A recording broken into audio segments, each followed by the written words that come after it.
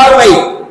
ஈதுல் அல்ஹாவுடைய பெருநாள் தொழுகைக்கு ஒரு ஜமாத்தாக நாம் திடலுக்கு போகின்ற பொழுது 2 பார்வை. அதில் முதல் பார்வை, அந்த ஜமாத்திற்குள் இருக்கக்கூடிய அத்தனை முஸ்லிம்களும் ஒரு முஸ்லிமுக்கு ஏதாவது ஒரு சின்ன பிரச்சனை என்றாலும், உடலால், மனதால், பொருளாதாரத்தால் அல்லது கௌரவத்தால் எந்த பிரச்சனையாக இருந்தாலும் நீ கவலைப்படாதே, உன்னோடு நாங்கள் ஜமாத்தாக நிற்கிறோம் என்று எடுத்து பாய்ச்சாட்டுவதற்காக வேண்டிதான் அந்த ஜமாத்து பள்ளியில் இருந்து புறப்படுகிறது. அல்லாஹ்வுக்காக வேண்டி புறப்பட்ட ஜமாத்தாக இருந்தாலும் முஸ்லிம்களுக்கு ஒரு பிரச்சனை வருகின்ற பொழுது, ஒரு முஸ்லிமுக்கு ஒரு பிரச்சனை என்றால் மற்றவர்கள் துண்டக்கான துணியைக்கான ஓடுவதல்ல, எல்லோரும் உங்களுக்கு பின்னாடி நிற்போம் என்பதை எடுத்து சொல்வதற்காக வேண்டித்தான் ஜமாத்தாக போக சொல்லுகிறது ஈதுல் அல்ஹாவுடைய நாட்களில்.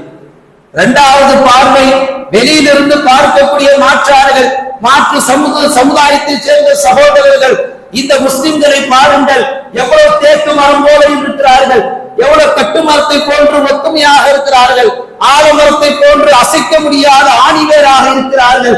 இவர்களுடைய ஒற்றுமையை பார்க்கின்ற பொழுது நம் சமுதாயத்தில் இந்த ஒற்றுமை இல்லையே என்ற ஒரு விதமான கவலைகள் அவர்கள் உள்ளத்தில் பிறக்க தோணும். இஸ்லாத்தை பற்றி சிந்திக்க தோணும். இஸ்லாத்திற்குள்ளே வருவதற்கான வாய்ப்புகள் உண்டாகும். இப்படி ஜமாத்தாக பள்ளியிலிருந்து புறப்பட்டு போய் திடலிலே தொழுது மீண்டும் வீட்டுக்கு வருகின்ற வரைக்கும் ஒரு ஜமாத்தாக நாம் செயல்படுவது என்பதில் இவ்வளவு பெரிய பலன்கள் அந்த ஜமாத்தில் அடங்கியிருக்கிறது.